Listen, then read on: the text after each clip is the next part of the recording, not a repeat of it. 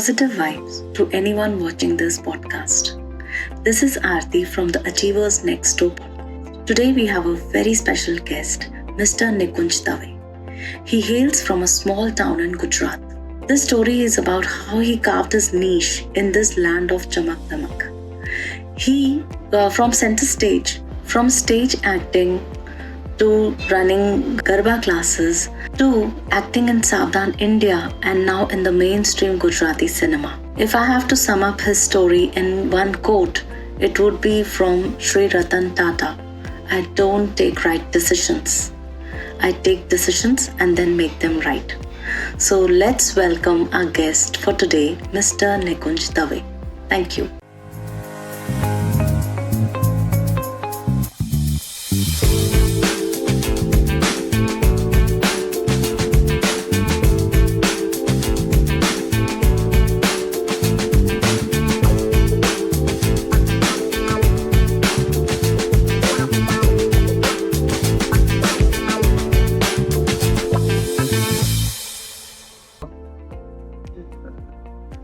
First तो मैं अपने बचपन से स्टार्ट करूं तो मेरा नेटिव राजकोट नहीं है। मैं अभी राजकोट में रह रहा हूँ। राजकोट जिले का छोटा सा गांव है जैतपुर, वहीं से मैं बिलोंग्स करता हूँ। मेरा जन्म भी वहीं हुआ था। मेरे फादर टीचर थे, मेरे ग्रैंडफादर भी टीचर थे। तो टीचिंग का बचपन से टीचिंग वाला माहौल घर में दिखा है। मम्मी भी टीचर थी। फिर अर्लियर लाइफ में थोड़े हम भाई बहन ज्यादा थे तो उन्होंने अपनी जॉब छोड़ दी थी। तो मैंने अपनी लाइफ में के बचपन में टीचर्स की जॉब देखी थी और मेरा पहले का सपना यही था कि मैं एक टीचर बनूं। बचपन में जो हम ड्रीम्स देखते हैं कि भाई टीचर बने, कि टीचर की लाइफ बहुत अच्छी होती है। सुबह जाओ, 7 बजे जाओ, 12 बजे आ जाओ, फिर पूरे दिन अपने आप में काम करो, आराम करो, घर में परिवार के साथ बिताओ। मैं शायद 8वीं का में गया था तो मेरे बाद स्कूल में मैं पढ़ने को आया, क्योंकि मेरे फादर हाई सेकेंडरी में टीचर थे। तो वहीं से एक बार ये जो यूथ फेस्टिवल होता है उनका फॉर्म मेरे फादर ने मेरे लिए भर दिया था और एक स्क्रिप्ट बना दी। और मम्मी पहले से स्पोर्ट्समैन थी और एक्टिंग, डांसिंग, डांडिया रास वगैरह में इंटरेस्ट लेती थी। तो मुझे भी वो शौक था। फिर पापा ने जिस दिन मुझे वो स्टेज पे फर्स्ट एक्ट करने के लिए भेजा, आधुनिक कृष्ण स्क्रिप्ट थी, उस पर मैंने वर्क किया था। तो वहीं से मेरी ये जर्नी स्टार्ट हुई थी।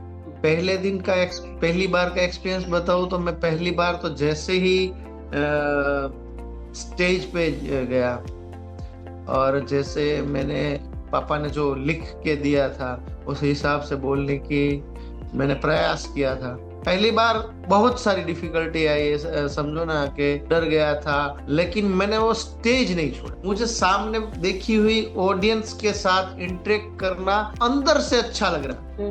इतना डरा हुआ था फिर भी मैंने स्टेज नहीं छोड़ा और पूरे की पूरी जो पापा ने जितनी स्क्रिप्ट लिखी थी उसके एक एक शब्द बोल के मैं नीचे आया। और वहीं से मेरा जो अंदर का कॉन्फिडेंस था वो बड़ा और पहला मेरा एक्टर बाहर आया मेरे। मुझे लगा कि मैं ये कर सकता हूँ और मैं करूंगा क्योंकि मुझे बहुत अच्छा लग रहा। और मैं भी यही मानता हूँ कि अगर लाइफ में आपको कुछ करना है और दिल से अंदर से जो आवाज आए तो वो पूरी जिंदगी आप करेंगे ही। कुछ भी हो जाए वो करेंगे ही, लेकिन उसी को आपका जीवन का ध्येय बनाएंगे ना तो शायद आप कुछ अचीव कर पाए। Right, very true. So it's your true calling, I think that's what you are trying to say. और हाँ, लाइक आपने अपनी मॉम के बारे में बताया कि वो एक स्पोर्ट्स पर्सन है। तो हाँ, लाइक उनका जो ये स्पोर्ट्स का जो करियर है या जो उनका एक शौक है उसके बारे में कुछ बताइए, और उन्होंने आपको कैसे इन्फ्लुएंस किया? मम्मी बिलोंग्स कर मेरे नाना जी रेलवे में थे, गार्ड थे रेलवे में। तो रेलवे में ऐसा होता है कि उसका अलग ही स्पोर्ट्स के इवेंट वगैरह होते। रेलवे कॉलोनी में मम्मी रहती थी, तो पहले से मम्मी स्पोर्ट्स में बहुत उनके बचपन में उन्होंने बहुत स्पोर्ट्स खेला था। वो जवानी तक खेलती रहती। स्टडी मम्मी ने बीए हिस्ट्री किया था, तो तब तक वो badminton, table tennis, hammer throw वगैरह में पार्ट लेती थी। और मम्मी का यही मानना था कि कभी हार नहीं माननी चाहिए। तो मैं जब छोटा था तो हमारा, पहले आप जानती होगी कि गुजराती में बोलते हैं ओटला, घर के आगे बड़ा सा होता है, तो वही वो था। तो मैं एक बार ऐसा था कि मैं वो जंप करके उसको कूदना चाहता था, लेकिन मैं गिर गया। कोई भी माँ होगी तो अपने बच्चे को संभालेगी, फिर डांटेगी कि भाई ऐसा नहीं करना चाहिए, लेकिन मेरी मम्मी ने मुझे संभाल के ये बोला कि जा फिर से ट्राई कर, ये जंप तू कर सकता है। Oh my, okay. और दूसरी बार मैं क्योंकि बहुत छोटा था, तो मैं बोलता हूँ ना ओटला गुजराती में बोलते हैं, एक तो स्टेप जैसा वो जब एक स्टेप जैसा, सॉरी सीढ़ी, एक छोटी स्टेप, 3 सीढ़ियां होती है उसमें, 2-3 सीढ़ियां। हाँ। और बड़ा सा उस पे बैठ के आप पुराने जमाने में देखेंगे कि दरवाजे के आगे ही वो लगता था। और उस पे बैठ के मम्मी या दादी बैठ के सब्जी काटती है और आने जाने वाले को हाय हेलो करती है। वही टेंस होता है कि वहां बैठ के सारी शाम का सारा वक्त लेडीज का शायद वही गुजरता है। तो वो जो हाइट थी वो थोड़ी बहुत थी। वो जंप मैंने पहली बार में गिर गया, तो दूसरी बार मैंने मम्मी के जैसे ही मुझे बोला, मैंने इतनी एनर्जी आ गई कि मैं जंप करके वो कूद गया। मेरे पैर में थोड़ी बहुत चोट लगी हुई थी, इतनी इंजरी नहीं हुई थी कि मैं दौड़ पाऊं नहीं, चल पाऊं नहीं, लेकिन थोड़ी इंजरी थी, फिर भी मैंने वो जंप कर दिया। तो मम्मी की इंस्पिरेशन यही थी कि कभी हार नहीं मानी, जो भी स्पोर्ट्स में करना चाहूं। वो ऐसा बोलती थी कि ये जो गली के स्पोर्ट्स है वो ज्यादा मत खेलो, जैसे हम गुल्ली डंडा खेलते हैं, तो बोलती थी गुल्ली डंडा वो इंटरनेशनल वो स्पोर्ट्स से बिलोंग करती है। वो बोलती थी ये गुल्ली डंडा ठीक है एंजॉयमेंट के लिए करो, मगर ये इंटरनेशनल स्पोर्ट्स नहीं है, नेशनल इंटरनेशनल जो स्पोर्ट्स है उसमें रुचि रखो। तो बचपन में मैं कबड्डी, खो खो ऐसे ही स्पोर्ट्स खेला हूँ। क्रिकेट मेरा फेवरेट स्पोर्ट्स रहा है। और मैं जब तक 10वीं पास कर दूं तो मेरे साथ साथ मुझे स्पोर्ट्स के कई सारे सर्टिफिकेट्स भी मिले हुए हैं। मैंने लॉन्ग जंप, हाई जंप दोनों में मेडल्स लिए हुए हैं उस टाइम में, स्कूल की तरफ से। तो वो मम्मी की तरफ से आया था, लेकिन ये पप्पा ने जो एक एक्टिंग वाली जो एक छोटी सी जोत जलाई थी ना, वो दिल में बहुत अच्छी लगती थी। ये सब कुछ अच्छा है, खेलना कूदना दौड़ना भागना किसे अच्छा नहीं लगता, लेकिन ये अच्छा लगता था। मीन्स के इससे बहुत मजा आता था। जैसे एक्टिंग में मैं मोनो एक्ट करके आऊं, दोस्तों के बीच बैठा हूं, अगर फ्रेंड सर्कल के बीच, और कोई भी फिल्म एक्टर है, मुझे मिमिक्री वगैरह ज्यादा आती नहीं है, लेकिन उसका कोई डायलॉग है तो फिल्म से सुन के आया तो वो एक्टिंग वगैरह करने की कोशिश करता था दोस्तों के बीच। तो जो उससे जो एप्रिसिएशन मिलती थी, वाह अच्छा कर रहे हो। मुझे डांस इतना नहीं अच्छा आता, लेकिन बचपन में मुझे बहुत शौक था। और प्रभुदेवा डांस में, इंडियन डांस में सबसे हमारा माइकल जैक्सन कहा जाने वाला शख्स है, तो मैं प्रभुदेवा को फॉलो करने की कोशिश करता था। अच्छा। तो दोस्तों को वो वही मेरा वो प्रभुदेवा जैसा नहीं होता था, लेकिन दोस्त वगैरह बोल देते कि बहुत अच्छा करता है, बहुत अच्छा। Okay, so they were like very encouraging of friend circle. अब वो एंजॉय करते थे या एनकरेज करते थे वो पता नहीं। कभी कभी ऐसा भी हो जाता है ना कि किसी को सिर्फ ऐसे ही दोस्त लोग कहते वो अच्छा कर रहा है, अच्छा है, उससे वो एंटरटेनमेंट लेते हैं अलग प्रकार का। अब मुझे वो पता नहीं है कि वो एंटरटेनमेंट मेरी जो डांसिंग परफॉर्मेंस से करते थे या वाकई उनको अच्छा लगता था, वो पता नहीं है अभी तक, पर वो मैंने पूछा भी नहीं। ट्रीटमेंट की तरह ही लेना चाहिए है ना। क्योंकि मुझे ऐसा पता है कि मैं डांस इतना अच्छा नहीं करता था, इसीलिए डाउट था। ओके चलो, जो भी हो, आपने अपना पैशन परसू किया, so that is something really great. अभी यू नो, जैसे कि आप एक स्मॉल टाउन से बिलोंग करते हो और लाइक जो आपका फील्ड है वहाँ पे आपको बहुत बड़े बड़े शहरों में जाना पड़ता है, तो वो आप कैसे हैंडल करते हो? Because you basically belong to a small town, और आप फिर बड़े शहरों में किस तरीके से एडजस्ट करते हो? अब जब मैं अपनी यंग एज में यहाँ आ गया था। कहाँ? राजकोट। राजकोट। राजकोट में ट्रांसफर कर लिया था जब मैंने अपनी कॉलेज वाली स्टडी खत्म की। बाद में जॉब और अपॉर्चुनिटी के लिए मैं टीचर ही था। पापा, हमारी फैमिली का एक प्रोफेशन यही था कि ये टीचर बनेंगे, तो मैं यहीं पे राजकोट पे स्कूल में, क्योंकि छोटी जगह में इतनी सैलरी वगैरह मिलती नहीं थी स्कूल वगैरह में, तो मैं जॉब के लिए ही राजकोट आया था। पापा रिटायर हो चुके थे और घर की जिम्मेदारी थी, 2 बहनों की शादी। पापा रिटायर होने के बाद बहनों की शादी हो गई थी, तो पापा भी रिटायर हो गए थे, छोटा एक भाई था और ऐसा रिस्पॉन्सिबल पर्सन बनना था।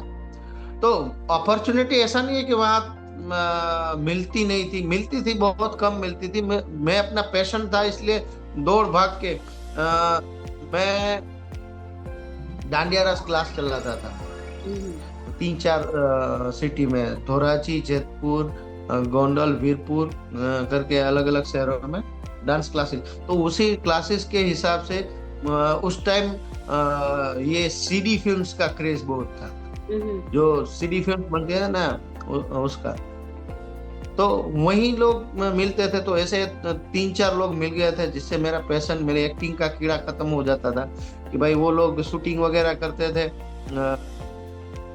जैसे जलाराम बापा है वीरपुर में, उनके जीवन पे एक फिल्म बन गई। तो वो फिल्म बन रही थी, सीडी फिल्म बन रही थी, तो वहीं पे मैं शूट पे चला जाता था, अपने डांसिंग ग्रुप को ले जाता था, 1-2 छोटे छोटे रोल कर देता था।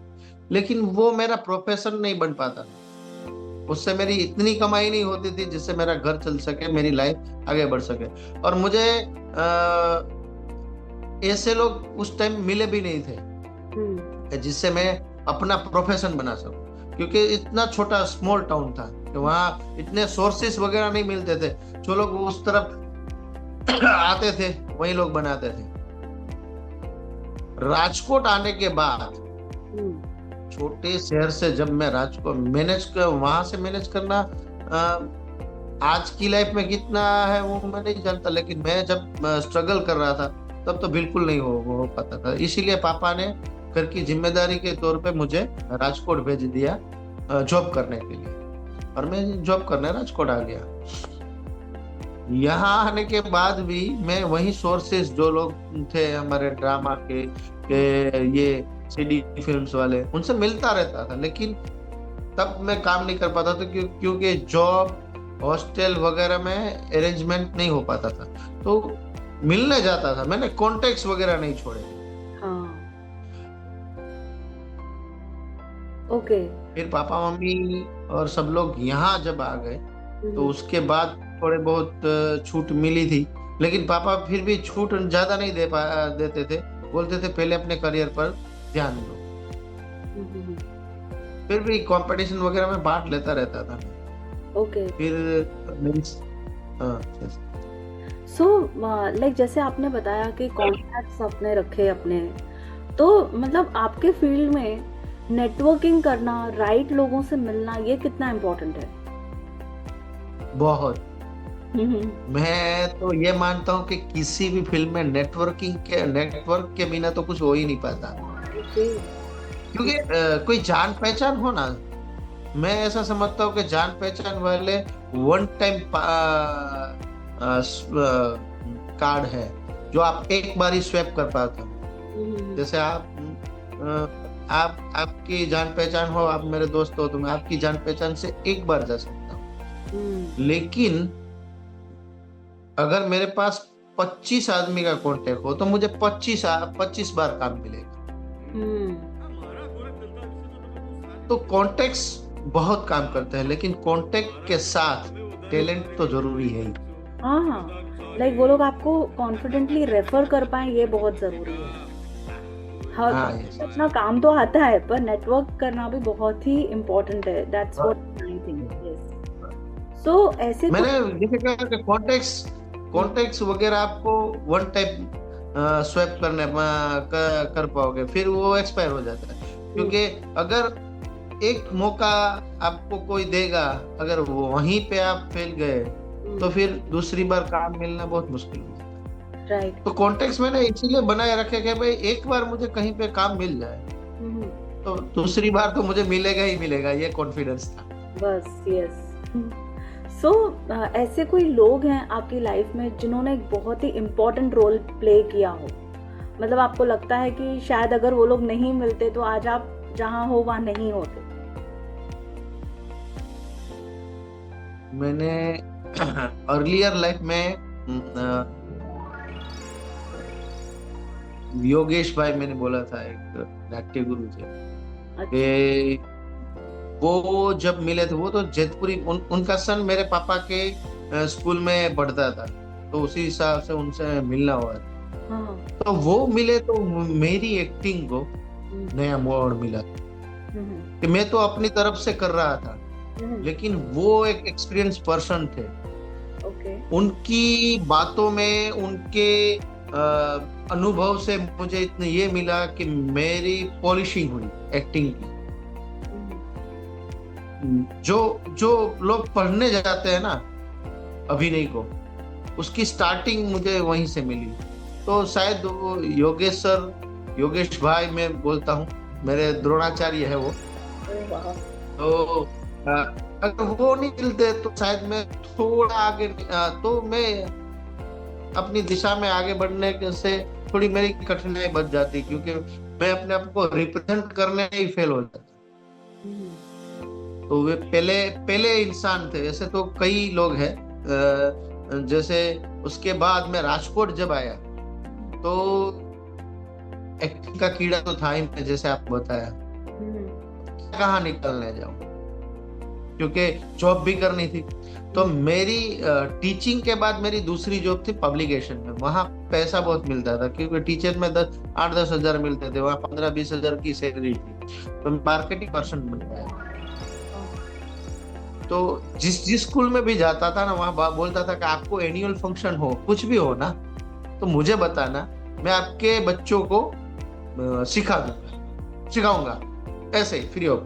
मैं अपने बिजी शेड्यूल्स में थे, आप 1-2 घंटे निकाल के सिखाने आ जाऊंगा। तो ऐसे ही एक स्कूल में मैं सिखा रहा था। तब गौतम दवे,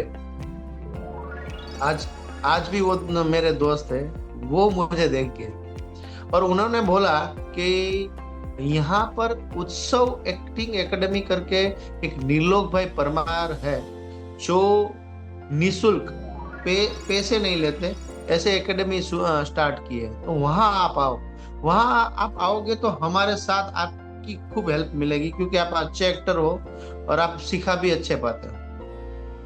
तो मेरी राइट जर्नी वहीं से शुरू हुई। तो ये गौतम जो दवे है, अगर वो नहीं मिलते तो शायद मैं ड्रामा सेक्टर की ओर मुड़ता ही नहीं, क्योंकि वही मुझे मेरी जर्नी के पहले मोड़ पे ले गए, कि जहां से मेरी जर्नी थोड़ी यूटर्न। दूसरी मैं बोलूं तो वैसे तो गौतम की बात तो कर दी, लेकिन उससे पहले एक रह गया, सॉरी, कि मेरी शादी जिनसे हुई, मेरी वाइफ, वो मेरी लाइफ में शायद नहीं आती तो शायद ये नहीं हो पाता। ये मैं इसलिए बोल सकता हूँ क्योंकि उसके साथ रहने में, आपका पार्टनर कोई जो भी हो ना, अगर आपको फ्रीडम ना देना, उसने मुझे गृहस्थी में, जैसे पापा मम्मी बोल रहे थे कि अपने शौक पूरे करो मगर प्रोफेशन मत बनाओ और मत जाओ इस तरफ, तो मेरी वाइफ ने कभी ये नहीं बोला आज तक कि ये मत करो। पापा मम्मी कई लोग दोस्त जो सगे संबंधी होते हैं सब बोलते थे कि भाई बहुत अब हो गया, अब तुम बड़े हो गए, बड़े हो मीन्स के ये एक बचपन के खेल के हिसाब से है, इसे छोड़ दो। तो मेरी वाइफ ने वो कभी नहीं बोला। तो मैं ऐसा मानता हूँ कि अगर उसने कभी ऐसा बोला होता तो मैं इस लाइन में नहीं आता। तो उसने कभी ऐसी कंप्लेन नहीं की कि तुम यहाँ जाते हो वहां जाते हो। हाँ, कई बार वो साथ भी आई, वो उसका इंटरेस्ट इतना नहीं है। वो डांस जो शौकिया तौर पे हर कोई कर लेता है, डांस, डांडिया रास, एक्टिंग वगैरह, कभी कभी हंसी मजाक में फैमिली के साथ, लेकिन वो नहीं करती। मैं उसके पास भी करवाता हूँ। मैंने कोरोना के बाद मेरी वाइफ को 2-3 शॉर्ट फिल्म में लिया। ओह माय वेरी, चलो तू अच्छा करते है। तो मेरी वाइफ, उसके बाद गौतम मुझे नए मोड़ पे ले गया और वहां मुझे मिले दूसरे गुरु निर्लोक भाई परमार। वो भी उनका भी एक बहुत बड़ा हाथ है, क्योंकि अभी मैं डायरेक्शन करता हूँ ड्रामा वगैरह। तो उन्होंने मुझे ये रियलाइज करवाया कि निकुंज तुम एक्टिंग तो अच्छी करते ही हो, साथ में डायरेक्शन भी कर पाओगे, क्योंकि तुम जब भी एक्टिंग करते हो ना तुम्हारी सोच एक डायरेक्टर की तरह हो। तो मेरे में एक छुपा हुआ डायरेक्टर भी, तो डायरेक्टर मुझे बनाने वाले हैं निर्लोक भाई पर। जो एक प्रॉपर रोल है, लाइक जिससे आपकी लाइक अच्छे से आपको उसके पैसे मिले, ऐसा कोई ब्रेक जो पहली बार आपको कब मिला? अच्छे खासे पैसे तो मुझे फिल्म में मिले, लेकिन उससे भी ज्यादा इम्पोर्टेंट मैं ये समझता हूँ कि कोरोना के बाद जब मेरी जॉब छूट गई थी, पहले भी मुझे पेमेंट वगैरह थोड़ा बहुत मिलता था, क्योंकि काम करने जाते थे। तो हमारा एक, जैसे निर्लोक सर का ही एक यही मानना था कि हम काम करने जाए, सभी लोगों को पेमेंट मिल जाता है, कई लोग एक्टर को ही नहीं देते। तो एक्टर का तो बहुत बड़ा रोल होता है, तो थोड़ा बहुत पेमेंट लेता था। लेकिन कोरोना के बाद जब मेरी जॉब समझो कि 2020 की दिवाली तक छूट गई थी, उसके बाद 2-3 जो काम मुझे मिले, उसका जो पेमेंट मुझे मिला ना, वो मेरे लिए प्रेशियस है। अच्छा। कि वो पेमेंट मिलने से मुझे ऐसा रियलाइज हुआ कि नहीं, मैं अगर जॉब ना करूं और ये सब करूं तो भी मैं अपना करियर बना सकता हूं, मैं आगे बढ़ सकता हूं। तो शॉर्ट फिल्म्स थी शुरू में। मेरे एक फ्रेंड थे, जैसे नाट्य और उसकी बात हुई, तो मैं एक नाम और जोड़ना चाहूंगा कि विशाल आहिर करके एक मेरे फ्रेंड है। अगर वो नहीं मिलता तो मैं शायद फिल्म लाइन में नहीं आगे बढ़ता। शॉर्ट फिल्म वगैरह में हम काम करते थे, लेकिन उसके साथ 3-4 प्रोजेक्ट ऐसे किए कि जिस हिसाब से मुझे काम अच्छा मिलना शुरू हो गया। मैं एस्टेब्लिश्ड हो गया मार्केट में कि नहीं, ये आदमी काम कर सकता है, ये अच्छा एक्टर है। तो ये विशाल आहिर शायद नहीं मिलता तो मैं फिल्म लाइन में काम कभी नहीं कर पाता। ओके। तो पहली पेमेंट फिल्म में ज्यादा मिली थी, लेकिन ये YouTube वाली जो पेमेंट्स थी छोटी 1500-2000 रुपए जो मिलते थे, वो ज्यादा प्रेशियस मैं मानता हूँ। कि उसके हिसाब से मैं ऐसा समझता हूँ कि वो अमाउंट बड़ी छोटी है, लेकिन उसने काम बहुत बड़ा किया था। अच्छा, ओके, सो नाइस, बहुत अच्छा पर्सपेक्टिव है आपका। और ये सब जो आप बता रहे हैं, कि स्टेप बाय स्टेप आप आगे बढ़ते गए, राइट? सो कहीं से लाइक कुछ हुआ, फिर दूसरा कुछ रोल मिला, और इस तरीके से आप आगे बढ़ते गए। Now, next question is like stage performances और ऐसे छोटे छोटे काम करते हुए फिर कैसे आप सावधान इंडिया तक पहुंच गए, ये बताइए कि सावधान इंडिया का ब्रेक आपको कैसे मिला। बहुत पॉइंट वाला क्वेश्चन किया है आपने। मैं 2016-17 की बात है, मैं स्टेज वगैरह तो छोटे छोटे रोल करता था। अब हमारे ग्रुप में ही एक अभी वो एक्सपायर हो गया, अभी थोड़ा टाइम पहले हुआ भाई साहब। वो ड्रामा के एक्टर थे, लेकिन ये ऐसे ऐसे फिल्मों के काम ले आते थे, फिल्मों सीरियल्स के। उन्होंने सावधान इंडिया के 4 एपिसोड राजकोट सिटी के स्टोरी के हिसाब, राजकोट जिले के स्टोरी के हिसाब से थे, तो उन्होंने मुझे हायर किया था। ये स्टोरी बहुत इंटरेस्टिंग है, थोड़ी है लेकिन। तो उन्होंने हमारे दो तीन एक्टर्स को हायर किया था, वो हवलदार वगैरह के रोल के लिए। तब मैं थोड़ी शादी के बाद थोड़ा बहुत फैल गया था, तो हवलदार के रोल में तो बहुत फिट होता था। तब ये सब इतना नहीं था, थोड़ा फैला हुआ था। मुझे जेठालाल बोलते थे लोग। तो हाँ, यस राइट। तो उसी टाइम पे उन्होंने मुझे रोल दिया, और मैं पब्लिकेशन में जॉब किया था। मैंने अभी स्विच ही किया था, तो 2-3 दिन की छुट्टी ली थी। लेकिन शूटिंग में तो ऐसा होता है कि आज शूटिंग करो तुम, तुम्हें आज का बोला गया है, लेकिन शूटिंग और उसका कोई टाइमिंग नहीं है। कभी कभी ऐसा सर्कमस्टेंसेस हो जाते हैं कि 2-3 दिन वो शूटिंग चलती है। तब मुझे तो ऐसा, तब तो वो ऐसा पता ही नहीं था सीरियल में काम मिल रहा है। मैंने वो हाँ बोल दिया। एक दिन काम पे गया, जॉब पे मैंने छुट्टी ले ली, दूसरे दिन छुट्टी ले ली, 2 दिन हो गए। अब तीसरे दिन ऐसा होता, मेरे बॉस आ रहे थे और उनके साथ मुझे दूसरे सिटी में जाना है, और मेरे कंटिन्यूटी में मेरा सीन है। तो मैंने इन लोगों से बोला कि अब मैं कल नहीं आ पाऊंगा, क्योंकि तब पेमेंट मिलता था बहुत छोटा बड़ा, 1,000-1,500 2,000 रुपए मिलते थे। तो मुझे उसमें तब उस टाइम इंटरेस्ट ही नहीं था। तो मैंने इन लोगों को बोल दिया, भाई मैं अब कल तो नहीं आ पाऊंगा, मेरी तो जॉब है, 50-60 हजार की जॉब में 1,000-1,500 के लिए थोड़ी छोड़ सकता हूँ। बहुत झगड़ा हुआ, लेकिन ये भाई जो हितेश भाई सिंड्रोजा करके थे, उन्होंने बोला चल मैं कुछ कर लूंगा, तू जा बस।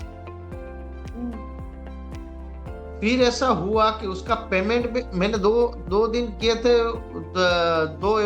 दो ही सीन थे। पेमेंट तो मुझे मिल ही गया, लेकिन मैं सावधान इंडिया की, तब सावधान इंडिया पहले लाइव होके नहीं था, सावधान इंडिया स्टार प्लस पे आता था। अच्छा। मैं जब की बात कर रहा हूँ तब। तो उस टाइम ऐसा था कि 2 दिन शूटिंग में 5-6 आदमी का जो कांटेक्ट था वो बना रहा था।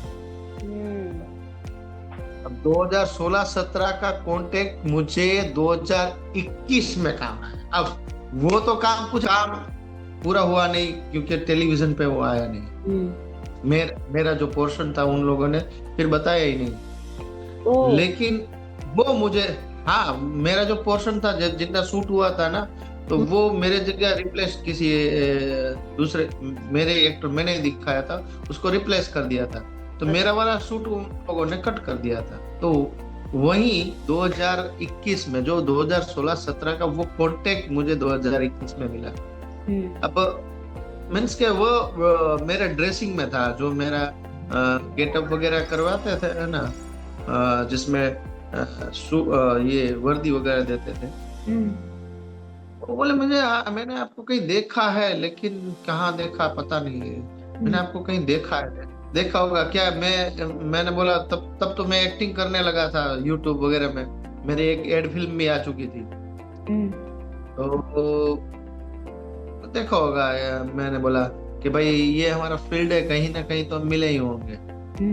फिर एक बार मैंने अपनी ट्रांसफॉर्म जर्नी दिखाई थी। मैंने बोला ना पहले मैं जेठालाल जैसा फैला हुआ था थोड़ा सा, तो मैंने जो बॉडी ट्रांसफॉर्म किया था, वेट लॉस किया था, वही मैंने एक बार इंस्टाग्राम पे शेयर किया, वो उसने देख लिया और उस पे मैंने ये दिखाया था कि मैंने एक 3-4 शॉर्ट फिल्म में पुलिस इंस्पेक्टर के रोल में कर रहा था। तो मैंने वही पुलिस इंस्पेक्टर का रोल का एक फोटोग्राफ डाला था और एक वो सावधान इंडिया में जो मैंने बोला ना कि मैं फैला हुआ हवलदार हूँ, डंडा पकड़ के खड़ा था, वो दोनों फोटोज देख के उसने बोला अरे हाँ आप तो वही हो ना जो सावधान इंडिया में वो काम किया था ना उस दिन, फिर आपके 2 दिन के बाद शूट नहीं आए थे। हाँ मैंने कहा तुम्हें तो बहुत सारा याद है। अच्छा तो वो उस टाइम क्राइम पेट्रोल में काम कर रहा था, क्राइम पेट्रोल की टीम से जुड़ा हुआ था।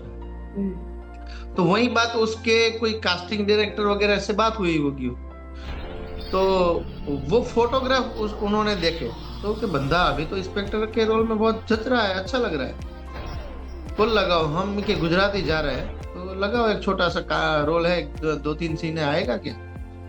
मुझे कॉल आया, मैंने बोला हाँ शूट कहाँ पे है, तो आने जाने का ट्रांसपोर्टेशन और ऊपर से पैसे मिलेंगे। मैंने उनके हिसाब से तो कम हो गए, लेकिन उस टाइम पे मेरी जो जरूरत थी कोरोना के बाद उस हिसाब से तो बहुत ज्यादा थे, तो मैंने तो हाँ ही बोल दिया, मैं आऊंगा आपकी कोई भी कंडीशन में। अब फिर वही 3 एपिसोड का शूटिंग हुआ अलग अलग डिफरेंट, तो वहीं से जो जर्नी शुरू हुई थी। तो उसी हिसाब से फिर ये साउथर्न इंडिया में भी थोड़ा बहुत काम मिल गया था। फिर मैंने पंजाब की एक जो हमारी लोकल चैनल होती है, वैसे दिल्ली में पंजाबी एक लोकल चैनल है, उसमें भी मैंने एक गुजराती पुलिस इंस्पेक्टर का रोल किया था। अच्छा। तो ये सारी जर्नी स्टार्ट हो गई थी नेशनल टेलीविजन। वैसे नेशनल टेलीविजन दूरदर्शन में मैंने काम किया था कृषि दर्शन में। ओके। सुनील ओझा करके यहाँ के राजकोट के एक डायरेक्टर है जो दूरदर्शन में काम करते थे, तो इसी हिसाब से हमारे 4-5 फ्रेंड्स को उसमें काम मिला था। तो मैंने बहुत पहले ही 2015-16 में कृषि दर्शन में काम किया था एज एन एंकर। जो ये एक जो खेती के हिसाब से जो आती है ना, उसमें मेरा एक टॉपिक था खेत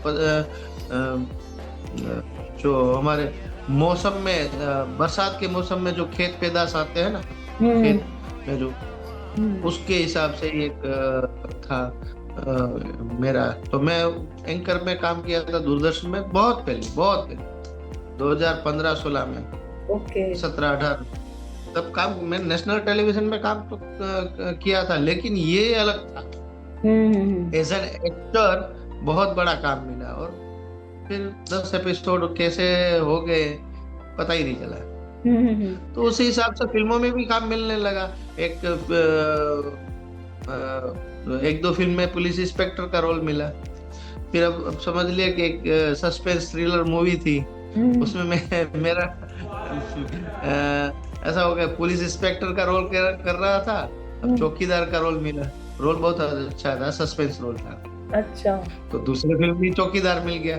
अभी रनिंग एक फिल्म कर रहा हूँ सरगम करके, तो उसमें भी मुझे ये काम मिल गया है। तो वही मिला, तो वही है, चौकीदार का रोल मिला है। तो क्या हुआ, लाइक ये तो क्या हमारे प्राइम मिनिस्टर मोदी जी को भी कहा गया है कि वो चौकीदार हैं, तो चौकीदार है, कोई बात नहीं। और मैं ऐसा समझता हूँ कोई काम छोटा नहीं होता। नहीं यार, वो तो है। सो वो शाहरुख खान का डायलॉग है ना, माँ कहती थी धंधे से बड़ा कोई काम नहीं होता और काम कोई छोटा नहीं होता, कोई भी काम छोटा नहीं होता। एब्सोल्युटली। सो आपने ये जो बताया कि आपका वो जेठालाल से फिर वो पुलिस इंस्पेक्टर का लुक जो है वो आपने कैसे ट्रांसफॉर्म किया? उसकी पीछे भी एक स्टोरी है कि मुझे जॉइंटिस हो गया था। अच्छा। पीलिया बोलते हैं ना, पीलिया। हाँ।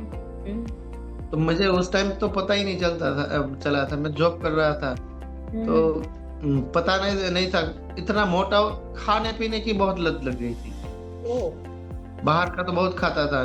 जैसे जॉब मेरी थी टूरिंग वाली, मैं पब्लिकेशन में टूर करता रहता था पूरे सौराष्ट्र कच्छ में। तो सुबह नाश्ता किया, फिर खाना खाया, फिर 3-4 बजे फिर खाना आया, 6 बजे थोड़ा बहुत नाश्ता किया, रात को फिर खाना खाया। तो खाना खाना खाना खाना पीलिया हो गया था, तो पता नहीं चला, एडमिट करना पड़ा अस्पताल में था। लास्ट स्टेज पे आ गया, ऐसा समझो लास्ट स्टेज से थोड़ा दूर था, तो बच गया। बाद में डॉक्टर ने एक बार ऐसा बोल दिया कि ये सब बाहर का खाना और तुम्हारी जो ये बहुत मोटा शरीर हो गया है ना, उसके हिसाब। अच्छा। मैंने ये दिमाग में बात घुसा ली, शरीर मोटा मेरा हो गया है। फिर रोज साइकिलिंग करने जाता था, जहाँ भी जाओ ना, जॉब नहीं होती है और कोई भी काम पड़ता था तो साइकिल लेके ही जाता। फिर मैंने ये एक डाइटिशियन से डाइट लिया। अच्छा। तो वेट कम कर दिया। ओके। बहुत दुबला हो गया था।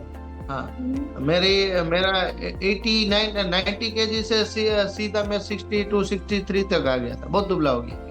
ओह वाओ, इतनी जर्नी कर ली थी। लेकिन ऐसा हुआ कि वो डाइट वगैरह मैंने जो 1-2 महीने का लिया था, जैसे ही बंद किया तो धीरे धीरे करके वहीं पहुंच गया मैं वापस। हाँ, ये मैंने चलना शुरू कर दिया। मैंने बोला साइकिल भी नहीं चाहिए, अब चलूंगा। जहाँ भी काम पड़ता था, अगर कोई जरूरी काम नहीं हुआ, जहाँ भी जाना होता था तो चल के चला जाता था। मैं 5-5, 10-10 किलोमीटर चल के चला जाता था।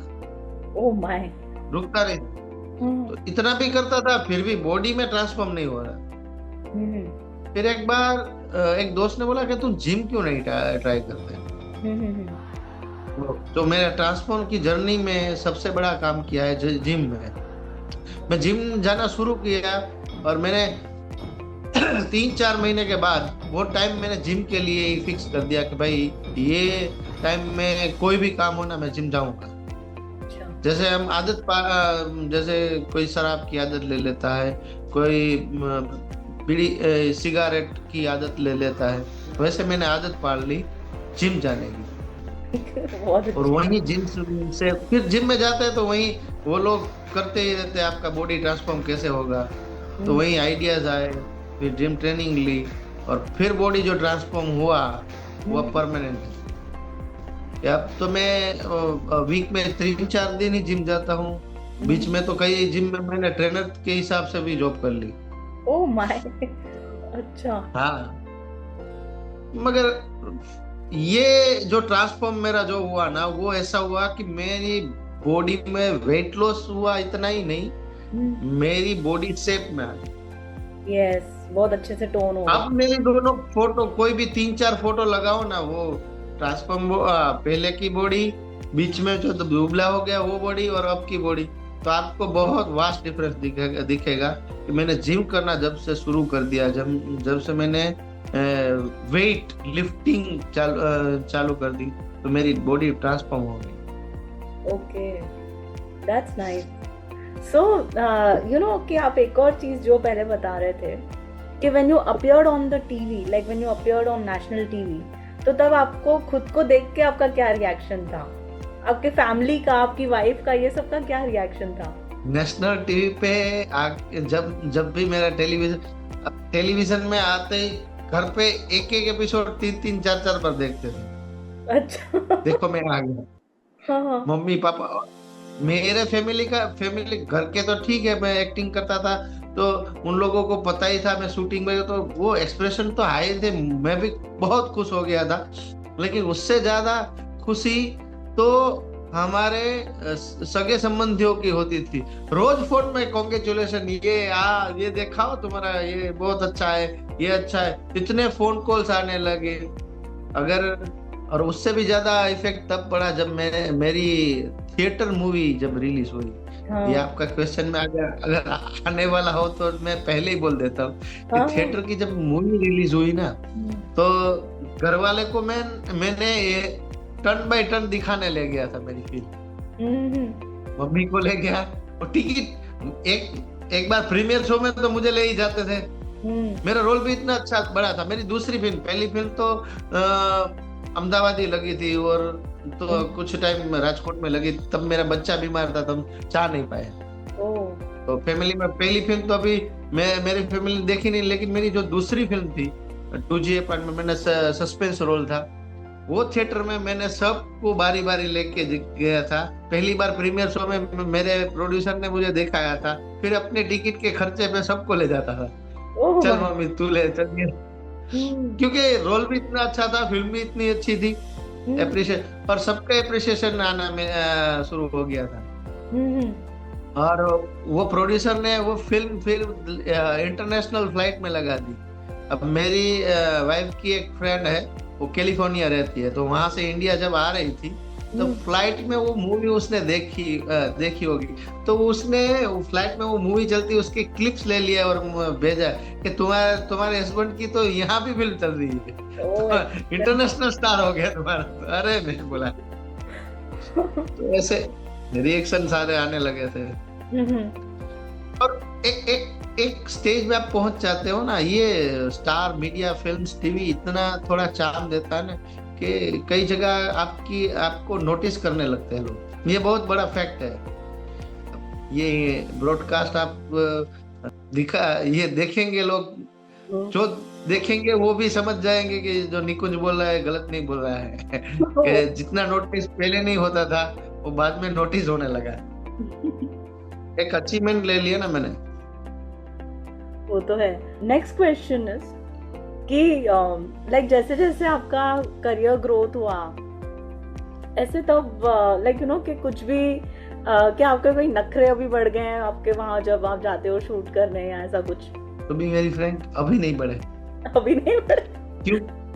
हाँ क्योंकि अभी समझो ना, मैं समझता हूँ कि अभी मेरी स्ट्रगल टाइम ही है। ओके, अभी मैं इतना स्टार नहीं हुआ हूँ। मेरा मानना ऐसा है कि मैं घर से बाहर निकलूं, अपने चौराहे पे पहुंचू ना, तो चौराहे का बच्चा भी मुझे जानता हो, तब मैं स्टार बन सकता हूँ। अभी तो काम मिला है, अभी तो बहुत बहुत बाकी है। अभी काम मिला है, अभी तो 5 लोग जो ये जानते। अब मैं मेरे घर के पास ही दुकान है, प्रोविजन स्टोर। थोड़े दिन पहले ही मैंने वहां गया था, मैंने बोला कि आप ये सब देखते हो, यूट्यूब देखते हो, आपने मुझे देखा होगा।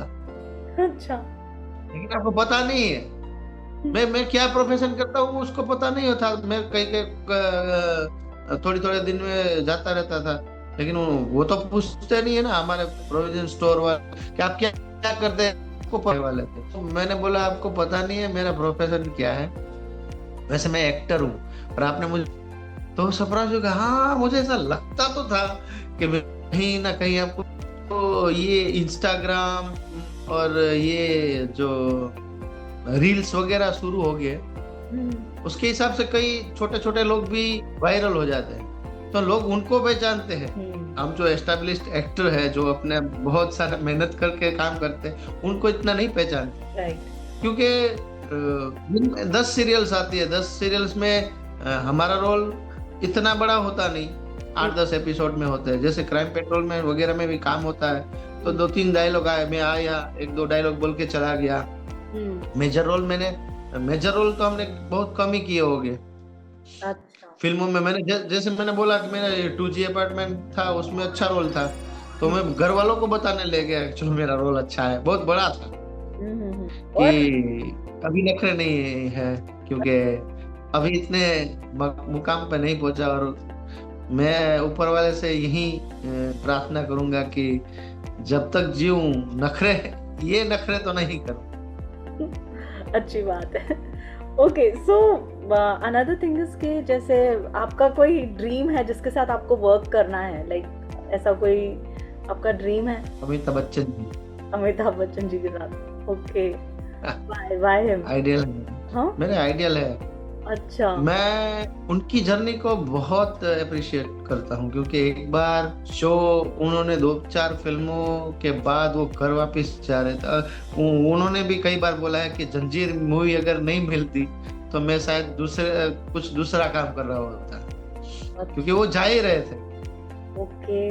तो वो जर्नी, और उसकी जर्नी में अमिताभ बच्चन जी ने जो ग्रोथ किया है, एक टाइम के सुपरस्टार जब लास्ट में ऐसा आता, बीच में ऐसा आता है कि मृत्युदाता और 2-3 फिल्में थोड़ी डाउन हो जाती है, और वे उसी टाइम पे अमिताभ बच्चन जी को कौन बनेगा करोड़पति का प्रपोजल मिला था। तब उनको ऐसा बोला गया था कि आपको लंदन जाके ट्रेनिंग लेनी पड़ेगी। अमिताभ बच्चन जी ने ऐसा बोला था कि भाई मैं ये ट्रेनिंग लेने नहीं जाऊंगा। अब मैं इतना एस्टेब्लिश एक्टर हूँ, इतने मेरे लगभग 100-150 फिल्म कर चुका हूँ, उस एक्टर को आप बोलोगे कि आपको एक ट्रेनिंग लेने जाना है? फिर उन लोगों ने उनको समझाया कि सर ये दूसरा टास्क है, आप जाइए। ऐसा होता है, आप इतने बड़े आदमी हो तो एक काम कीजिए, आप एक वीक तो जाइए। अमिताभ बच्चन ने फिर अपने हालात देख के ऐसा सोचा, क्योंकि एबीसीएल कॉर्पोरेशन पे उस टाइम उनके कॉर्पोरेशन बनाया, वो भी फेल हो चुका था। तो बोले चलो मैं लंदन जाता हूँ। और लंदन जाने के बाद उन्होंने अपने इंटरव्यू में खुद ने बोला था कि मुझे एक वीक का बोला गया था, मैंने बारी बारी जाके 1 साल वहां पे ट्रेनिंग ली और मेरी जिंदगी की सेकंड इनिंग चालू की। तब कौन बनेगा करोड़पति उन्हें मिला, फिर मोहब्बतें फिर मिली, फिर बुढ़ा होगा मेरा बाप, और फिर चलने लगा। फिर बीच में जो गैप हो गया था वहां से शायद उनकी जर्नी रुक जाती, लेकिन सेकंड इनिंग जबरदस्त। तो वहीं से मैं इंस्पायर होता हूँ कि उन्होंने अपने जीवन में अपग्रेड होना छोड़ा नहीं कभी। जब भी मौका मिला थोड़ा थोड़ा करके, कभी भी चलो पहले तो उन्होंने मना कर दिया था, लेकिन फिर भी वो समझ के गए, अपने आप को अपग्रेड कर दिया। आज भी 82 इयर्स की उम्र में जब वो कौन बनेगा करोड़पति में आते हैं, उतनी एनर्जी के साथ, जैसे 20-22 साल का कोई नौजवान आता है, हेलो देवी और सजनों, ऐसे बोल के तो ऐसा मेरा जीवन का मानना है कि एक बार उनके साथ काम करना है। अच्छा, true. So like you know कि कोई भी फील्ड में जैसे कंटिन्यूस लर्निंग जिसको कहा जाता है, जैसे अभी आपने अमिताभ जी के बारे में भी बोला कि even he after doing 150 films भी उनको एक बार एक ट्रेनिंग की जरूरत पड़ी, एक पॉइंट पे आके उनको ट्रेनिंग की जरूरत पड़ी। और अगर तब हमारा ईगो बीच में आ जाए कि नहीं मुझे तो सब आता है तो मैं कैसे ट्रेनिंग ले सकता हूँ, तो आपके व्यू में क्या है कि क्या अगर आपको अभी कोई बोलेगा कि आपको कुछ ट्रेनिंग लेनी है तो आप वो ले पाओगे कि आपको ऐसे ईगोइस्टिक फील होगा? मैंने अभी 13 ड्रामों में और 2-3 अवार्ड भी ले चुका हूँ। जैसे हमारे डिपार्टमेंट जर्नलिज्म डिपार्टमेंट में यहाँ हर साल एक वर्कशॉप होता है, तो उसी वर्कशॉप में 1-2 बार बेस्ट एड फिल्म मेकर का अवार्ड भी ले चुका हूँ मैं। फिर भी अभी थोड़े दिन पहले ही मैंने गुजरात समाचार की GSTV की कला स्मृति करके एक इवेंट जो उनका नया प्रोजेक्ट है, उसमें उन्होंने डायरेक्टर वर्कशॉप रखा था, जहाँ पे जाने माने हमारे गुजरात के डायरेक्टर, एक्टर वगैरह ये वर्कशॉप लेने आ रहे थे, तो मैंने वही अटेंड किया था अभी। तो मैं अपनी जात को अपने आप को अपग्रेड करने की हर समय कोशिश करता हूँ। मैं प्रोफेशनल तौर पे अभी कई स्कूल कॉलेजेस में वर्कशॉप लेने में खुद जाता हूँ। मैं वर्कशॉप का प्रोफेसर हूँ, फिर भी मैं वर्कशॉप लेने गया था, क्योंकि जो लोग वहां पे वर्कशॉप देने आ रहे थे मुझसे 10 गुना ज्यादा अनुभव वाले थे, तो उनके अनुभव उनसे कुछ सीखने के लिए मैं गया था। Excellent. Yeah, so you also believe in continuous learning. ना वो 3 इडियट में बोला है ना, ये दुनिया सीखने के लिए, ऐसा नहीं है कि जहाँ भी लगे यूनिफॉर्म पे पहन के बैठ जाओ, कुछ ना कुछ सीखने को मिलेगा ही।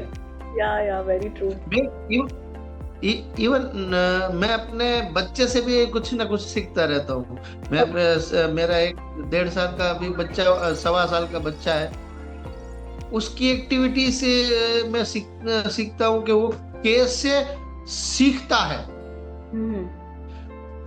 वो बच्चा जो सीखता है ना, जिसकी जो स्पीड होती है ना, उस स्पीड से हम नहीं सीख पाते, तो उतनी स्पीड से वो कैसे सीखता था, ये भी मैं ऑब्जर्व करने लगा हूँ अब तो।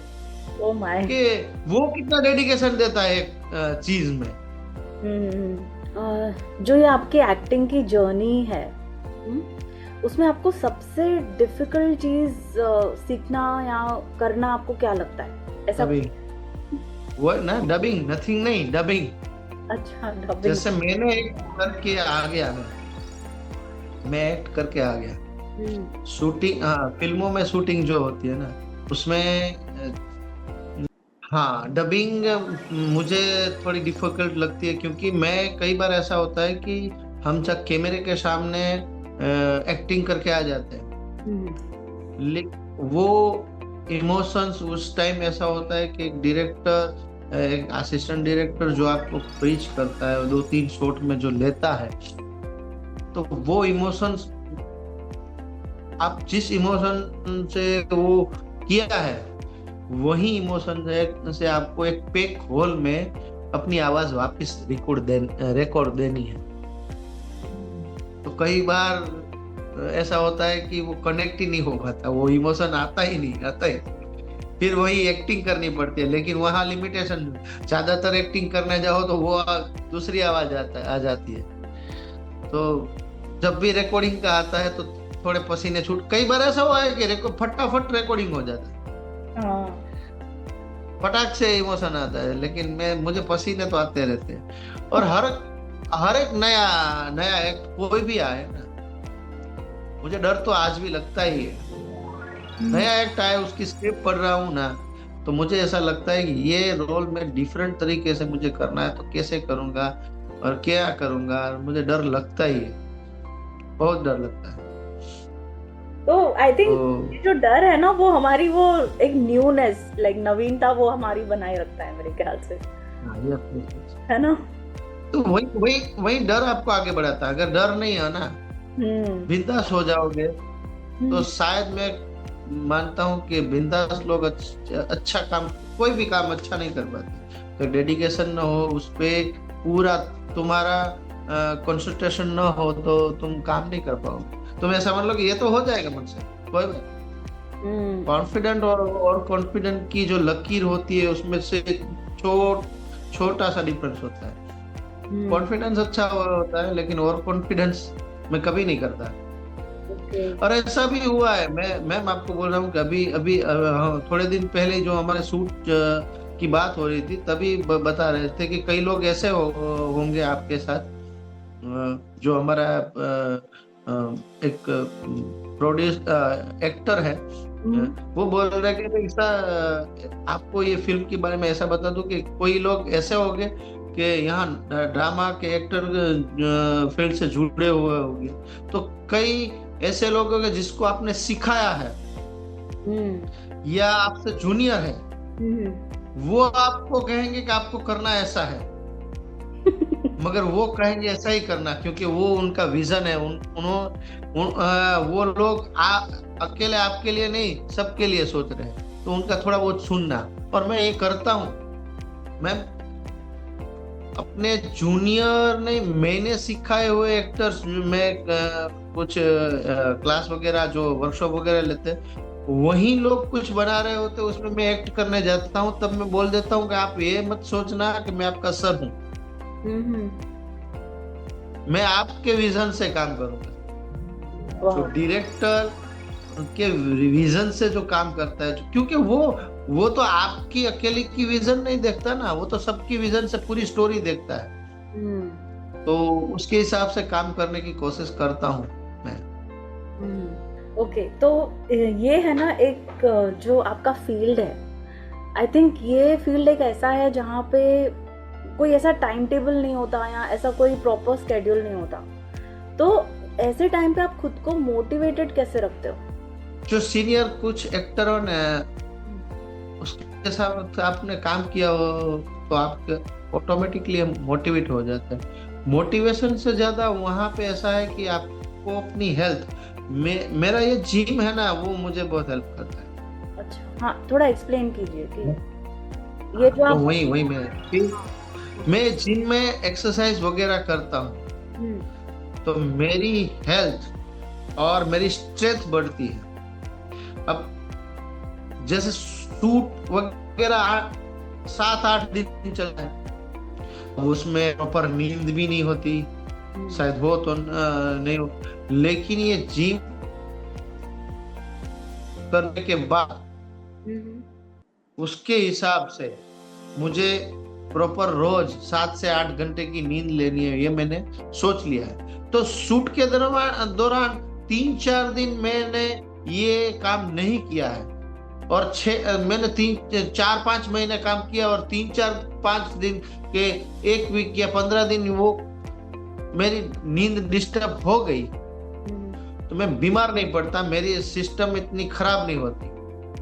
जैसे ही वहां से छूट के आता हूँ, एक दिन रेस्ट करके फिर से जिम में ज्वाइन कर लेता हूँ कि 10-15 दिन में जो खराब, जैसे हमारी गाड़ी हमने 400-500 किलोमीटर 1000 किलोमीटर घूमने फिरने गए, तो वहां घुमा के, जैसे कार को हम घुमा फिरा के ले आते, बाद में सीधे गैराज वाले को दे देते कि चेक कर लेना, कुछ खराब नहीं होगा, इसका ऑयलिंग सब कर देना। वही ऑयलिंग ग्रीसिंग हमारा, जैसे ही मैं शूट वगैरह काम से आता हूँ तो 1-2 वीक वहीं चलता रहता है। भाई इस वीक में कुछ काम नहीं करूंगा, आराम करूंगा, जिम करूंगा, और हेल्थ फिर से अच्छी हो जाती है। अब आपका एक क्वेश्चन के रिलेटेड बात कर रहा हूँ, तो मेरी एक फिल्म चली थी जे थसई जोयू जैसे, गुजराती फिल्म थी।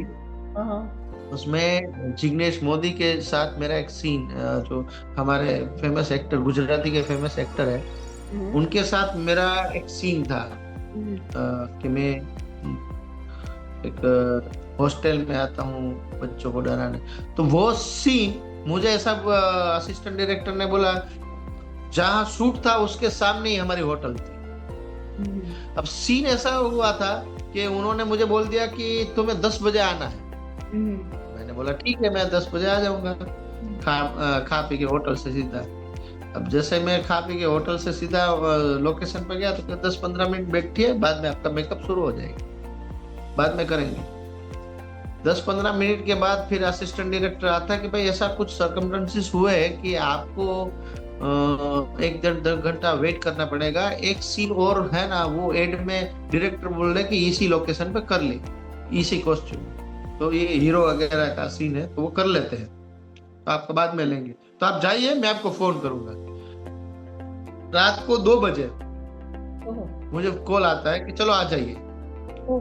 तो मैं सीन करने मैं गया, बोले चलो कॉस्ट्यूम चेंज कर लीजिए और मेकअप कर लीजिए। मैं कॉस्ट्यूम चेंज करके मेकअप करके बैठा, तो बस अब 10-15 मिनट की एक शॉट है, बाद में आपका शॉट आ जाएगा, आप डायलॉग रिफर कर लीजिए, असिस्टेंट के साथ प्रैक्टिस कर लीजिए। मैं प्रैक्टिस कर रही, तो सीन खत्म करके ये सब लोग आए, बोले अब एक्टर वगैरह बोले कि अब थोड़ी चाय वाय पीनी पड़ेगी, थक गए हैं, क्योंकि 10 बजे से रात को 2-2:30 बज चुके थे। चाय वाय पिला और बैठे, तो वो उसी दौरान जिग्नेश सर अंदर मेकअप रूम में चले गए। वो थोड़े उन्होंने झपकी लग गई, आंख लग गई उनकी, वो सो गए। थोड़ी देर के बाद उसको जगाया कि चलो सीन करते, लेकिन आंखें लाल आ रही थी। तो बोले अब दूसरा स्केड्यूल कब है हमारा शूट का, ये खत्म कर देंगे बाद में। तो के सर हम 10-11 बजे क्या रखेंगे, तो क्या अभी बजे सुबह के 3-3:30 बजे है, हमारे शूट करेंगे 4-4:30-5 बजे तक चलेगा, और आप मुझे बोल रहे हो कि 10-11 बजे, तो इतने टाइम में मैं आऊंगा तो मैं अच्छे से सीन नहीं दे पाऊंगा, अभी भी नहीं दे पाऊंगा और बाद में भी नहीं दे पाऊंगा। तो एक काम करो, अभी शूट बंद कर देते हैं और कल दोपहर 2 बजे शूट स्टार्ट करते हैं। और दूसरे एक्टरों ने भी यही बोला, क्योंकि वो लोग तो सुबह 10-11 बजे से शूट कर रहे थे और आज दूसरे दिन का सुबह का 3-3:30 बज गए थे। ओह माय, आराम भी नहीं हुआ था। सिर्फ लंच ब्रेक होता है 15-20 मिनट, वो लंच ब्रेक में खा लेते हैं, टी ब्रेक में टी पी लेते, आराम किसी ने नहीं किया था। अब आप देखिए, मुझे 10 बजे बुलाया गया, रात को 2 बजे बुलाया गया, वो तो मैंने 3-4 बार मुझे बुलाया गया और मेरा शॉट नहीं लिया। लेकिन उन लोगों की बात सुनकर मुझे ऐसा लगा कि वो तो सुबह के 8-9-10 बजे से लेके दूसरे दिन सुबह 3:30-4 बजे तक कंटिन्यूअसली काम कर रहे हैं। तो मुझसे ज्यादा तो इन लोगों का हक बनता ही है। और मैं ये बता दूं कि वो शूट फिर दूसरे दिन भी नहीं हुआ। फिर कुछ सेट में लोकेशन के वजह से वो फिर रुक गया। 3-4 दिन 4 दिन मुझे होटल में, एक सीन मेरा बाकी था, फिर मुझे घर जाना था। मेरा उस फिल्म से रोल खत्म हो जाता कि ये मेरा लास्ट सीन था, फिर घर जाना था। एक सीन की वजह से मुझे 4-5 दिन रुकना पड़ा। आज नहीं है सर, अब कल करेंगे, अब तो दूसरा स्केड्यूल है, क्योंकि एक गाड़ी में से थोड़ी पटरी अलग निकल गई तो वो फिर इतना सीन जोड़, ये 1-2 घंटे का शूट ही था, लेकिन वो 2 घंटे का शूट करने के लिए उन लोगों को कितना एडजस्टमेंट, 4 दिन लगे वो 2 घंटे का फिर से शूट करने के लिए। फिर मेरी बारी आई। अच्छा, तो फाइनली हुआ वो शूट। वो फिल्म भी आ गई और लोगों ने अप्रिशिएट भी किया, बहुत अच्छा रोल किया था मैंने। बहुत अच्छी फिल्म निकली थी, इंस्पिरेशन फिल्म थी। तो 4 दिन के बाद वो एक पोर्शन हुआ। तो 4 दिन में होटल पे ही रुका हुआ था। डाकोर में हमारी शूटिंग थी हमारे, तो मैं भी डाकोर में 1-2 लोकेशन पे जाके क्या करेंगे, वहां तो दर्शन करके मैं आ गया, खत्म। ओके, तो ये कौन सी बात आप कर रहे हो? जे थसे जोयू जैसे गुजराती फिल्म है। Yes, okay. कीर्तिदान गढ़वी और हमारे कुलदीप भाई दवे का प्रोडक्शन था। अच्छी मूवी थी। उसमें मेरा रोल भी इंस्पेक्टर प्रधान का रोल था और नेगेटिव रोल था। मैं और जिग्नेश मोदी दोनों नेगेटिव रोल थे थोड़ा बहुत, तो बहुत अप्रिशिएशन हुआ था। मेरा रोल भी अच्छा था। दूसरे सारे शूट मेरे हो चुके थे। एक शॉट के लिए ये तो मैं बता रहा हूँ कि एक्टर्स को कितनी दिक्कत है, तकलीफें आती है, कई बार क्या हो जाता है। જીગા નહીં કહેવાનું, જીગા ભાઈ કહેવાનું, સમજ્યા કે નહીં? અમે લાઈફ લૂઝર છીએ અને અમારા જીવનમાં અમુક ઘટનાઓ એવી બની ગઈ છે। મારું પ્રમોશન પાક્કું। अब 4 दिन तक तो मुझे वहां कुछ काम नहीं करना है, खाना पीना है। अब वो लोग, दूसरी ये बात भी बता दूं मैं कि शूटिंग अलग अलग लोकेशन पे होती है, तो सुबह तो शूटिंग के सारे स्टाफ चले जाते थे। 1-2 लोग रुकते थे जिसका शूट कल परसों होना वाला, तो वहां तो लोग आते जाते रहे। मैं अकेला, क्योंकि मेरा एक सीन में था, वो सीन नहीं हुआ। दूसरे हीरो और जो जिग्नेश मोदी के साथ 5 लोग, उनका शूट अभी कई बाकी था। मेरा खत्म हो गया था। तो दूसरे छोटे बड़े वाले होटल में आते रहते थे। मैं होटल में 1-2 आदमी हम ऐसे ही घूमते रहते थे। मैं और एक नीरव करके, आपने देखा होगा, बहुत शॉर्ट हाइट के है, बड़ौदा से बिलोंग्स करते हैं, छोटे हैं। क्या नाम है उनका? नीरव दर्जी। ओके। नीरव दर्जी जी है। हम दोनों होटल पे रुक के, वो चाय, उनका सीन था कि मेरे से पहले उनका सीन है, वो चाय लेके आते हैं, सबको चाय पिलाते हैं, फिर मैं आता हूँ। तो हम दोनों होटल पे 3-4 दिन डाकोर जाते थे, घूम घाम के आ जाते थे, खाना खाते थे, बातें करते थे, शाम को सो जाते। 4 दिन यही किया। तो जब ऐसा कुछ होता है तो ऐसे लगता है क्या कि ये मैं नहीं कर पाऊंगा, मुझे छोड़ देना है, ऐसे कभी आता है मन में? कुछ करने तो नहीं, पर कुछ हालात कभी ऐसे हो जाते हैं कि भाई चलिए अब बहुत हो गया, छोड़ देते हैं। ऐसा 1-2 बार ख्याल आया था, लेकिन फिर क्या, नहीं अब मैं नहीं करूंगा तो मैं क्या करूंगा। पर ये अच्छा है कि जिससे, देखिए एक्टिंग सेक्टर है ना, सबसे पीड़ादायक सेक्टर है। क्योंकि अब आपको लगेगा ये तो इतना चाम, इतने मजेदार चीज को पीड़ादायक क्यों बोल रहे हैं? तो पीड़ादायक इसलिए, पहले तो ड्रामा सेक्टर हो, या मैं अभी की बात कर रहा हूँ कि मेरे ड्रामा का पहला शो था लास्ट ईयर 2023 में, सॉरी लास्ट ईयर दिसंबर में 17 तारीख। उसी साल मेरे बेटे का जन्म हुआ था, दूसरे बेटे का। 2 अक्टूबर को। सॉरी 1 अक्टूबर को। अच्छा। तो वो अभी 1-1.5 महीने का था, उसी टाइम मेरा रिहर्सल्स वगैरह चालू थे ड्रामा का। हम ड्रामा का रिहर्सल ज्यादातर शाम को करते थे। तो और उसी के रिगार्डिंग पूरे दिन घूमना फिरना रहता था, तो मैं अपने बेटे के साथ ज्यादा समय बिता नहीं पाया। मेरा जो शो था ना, तब मैंने खुद ने ऐसा बोला था कि मेरा खुद का बेटा अभी 4-5 महीने का है, लेकिन मैं अपने दोनों बेटे को इतना टाइम नहीं दे पा रहा हूँ जितना वो सारा टाइम मैंने इस जगह पर लगा दिया। तो आपको एक तो फील होता था कि अभी घर से फोन आता है, क्या कर रहे हैं, कब आ रहे हो घर पे, ये अभी ये है वो है ऐसा है। तो आपको अंदर से फील होता है कि यार कभी कभी ऐसा लगता है चलो छोड़ के सिंपल जॉब में, जैसे रूटीन सब लोग करते हैं सुबह से शाम तक वाला कर देते हैं, तो फैमिली को कुछ टाइम दे पाएंगे, ये कर पाएंगे। लेकिन फिर कुछ दिन में सब ठीक हो जाता है। तो एक तो ये दिक्कत होती है, दूसरी एक बहुत बड़ी दिक्कत मुझे ये लग रही है कि ये चार्म है ना, आपको लगता है कि आपको सारे लोग चाहते हैं। ड्रामा वगैरह हम जब करते हैं तब लोग हमारे पास आते हैं, हमारे साथ फोटोग्राफ्स खिंचाते हैं, तो ऐसा लगता है कि ये लोग उस टाइम हम एक भ्रम में रहते हैं कि ये लोग हमें चाहते हैं, हमें पसंद करते हैं ये, लेकिन ऐसा कुछ नहीं होता। 80% लोग आपके उस टाइम के परफॉर्मेंस से थोड़ा बहुत प्रभावित हो के आपके साथ फोटो खिंचवाना, दूसरे लोगों को ये दिखाना है कि ये आदमी, ये जो एक्टर है, जो उसको हम जानते हैं, तो वही फोटोग्राफ खिंचाते, आपसे बात करते, 4 आदमियों को बताते कि इनको जानते हैं, बस यही है। बाद में हम कहीं जा रहे बैठे कहीं कुछ भी हो, को फर्क नहीं पड़ता है। हाँ, 20% लोग होते हैं जो वाकई आपके फैन हैं।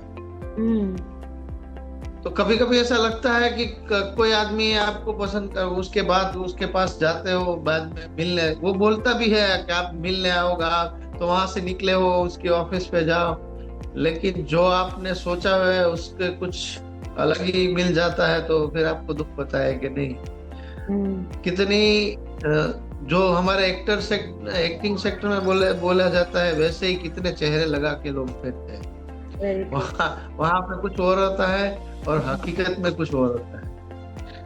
तो ये पीड़ा देता है, बहुत पीड़ा देता है। जब ये मैं जो बोल रहा हूँ ना, शायद कोई रिलेट कर पाए ना कर पाए, लेकिन अगर ऐसा कुछ, अभी तो फेम इंडस्ट्री हो गई है तो ऐसा कई लोग रिलेट भी कर पाएंगे, क्योंकि ये इंस्टाग्राम वगैरह में कई लोग 3-4 दिन के लिए स्टार हो जाते हैं, फिर उनकी रील्स वगैरह और 1-2 वायरल हो जाती है, फिर कुछ वायरल नहीं होता, तो उनको पता चलेगा। और दूसरी चीज, तीसरी चीज है कि इसका कोई टाइमिंग नहीं है। जैसे थोड़े टाइम पहले आपने ही बात हुई कि एक्टिंग सेक्टर का कोई टाइम नहीं होता, कभी भी कहीं भी किसी भी टाइम आपको करना पड़ता है। उसकी लिमिटेशंस होती है। हमारा ड्रामा में भी यही होता है कि उसकी लिमिटेशंस होती है। कई बार बहुत जर्नी करनी पड़ती है। कुछ लोग सपोर्ट करने वाले, आपको लगता है ये सपोर्ट करेंगे, फिर आप जब सपोर्ट मांगने जाओ तो मना नहीं करते, कुछ ऐसा बहाना बनाते हैं कि आपको लगता है कि आप क्या करेंगे। अच्छा, बहुत बार ऐसा हुआ है कि अब लगता है कि चलो क्यों कर रहा हूं मैं। एक तो बहुत बड़ी दिक्कत है कि पेमेंट पैसों की, आपको आपके कई बार तो फिल्म शूटिंग के ड्रामा में कुछ लोग तो ऐसे होते हैं कि सबको यस बोल के बाद में वो पैसे मिलते ही नहीं। ओह माय, मेरे ऐसे कई शूटिंग्स,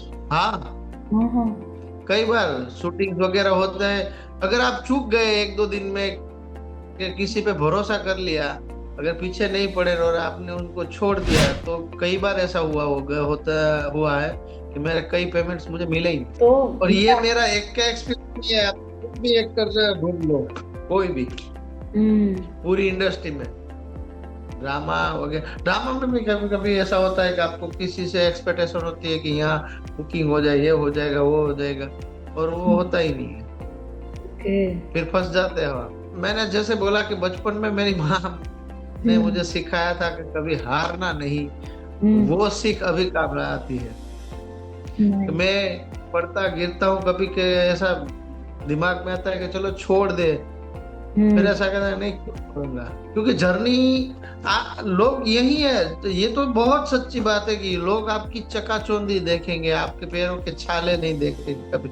जो आपने सहा है, जो वो आप ही जानते हो या आपकी फैमिली जानती है, वो वही देखते हैं। तो ऐसे टाइम पे जैसे आप बता रहे हो कि लाइक यू नो कि आप इतने छोटे बेटे के साथ आप नहीं रह पाए एंड ऑल, तो ऐसे टाइम पे लाइक फैमिली का क्या रोल हो जाता है यहाँ पे आपके करियर को सपोर्ट करने में? सपोर्ट फैमिली का, अगर फैमिली सपोर्ट नहीं करेगी तो ये नहीं कर पाओगे, मैं 100% कहता हूँ।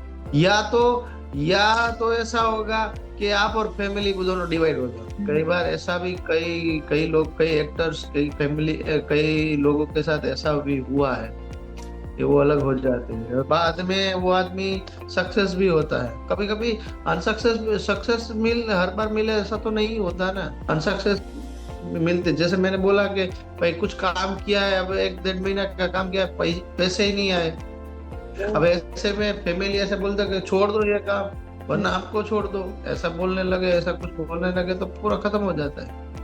तो मैंने इसीलिए मेरी वाइफ का मैंने नाम इसीलिए बोला था कि भाई ऐसे कुछ झगड़ा मेरे और मेरे वाइफ के बीच, नो डाउट मम्मी पापा थे तो मैंने यही बताया था कि वो सपोर्ट करते थे।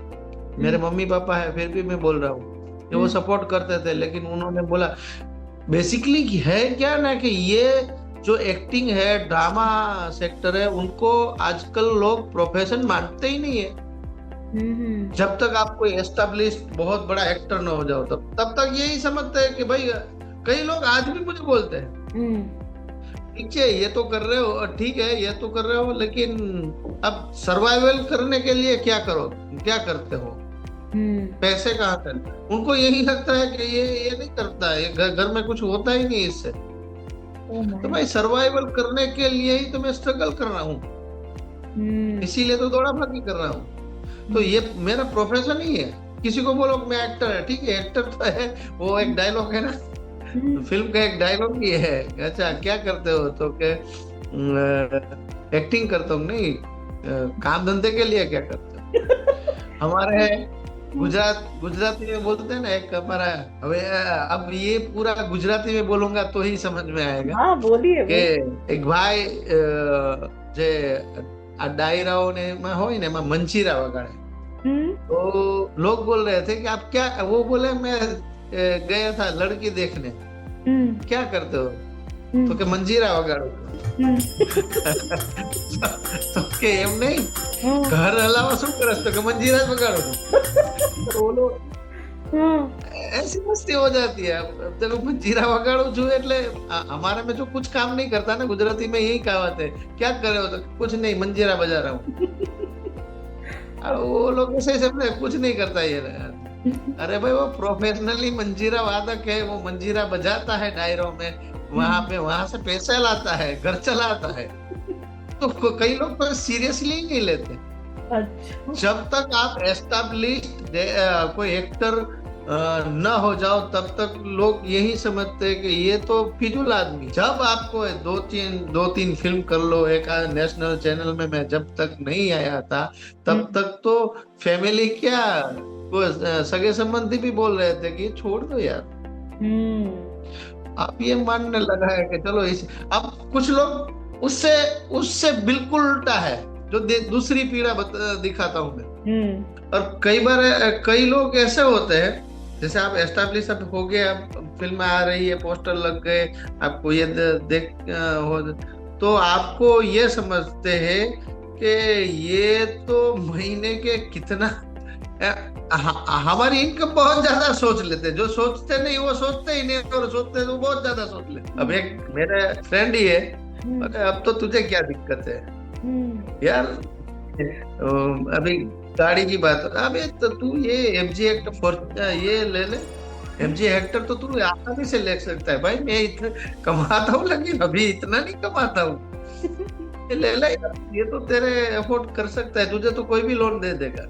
और सबसे बड़ी बात मैं आपको बता दूं, मैं अभी मैंने वैसे 1-2 साल से रिटर्न फाइल करने और मेरा जो प्रोडक्शन हाउस शुरू कर दिया है तो ठीक है, वरना एक बहुत बड़ी बात है, एज एन फ्रीलांसर अगर आप एक्टर हो तो आपको ज्यादातर कोई बैंक लोन भी नहीं देती। ओह माय, ये बहुत बड़ा फैक्ट है। अच्छा, फ्रीलांसर हो ना, तो आपको कोई फॉर्म छोटा बड़ा कुछ बना के एक रिटर्न फाइल्स वगैरह करके आपको 3-4 साल का इनकम दिखाना पड़ेगा आपकी पर्टिकुलरली किसी एक फर्म का।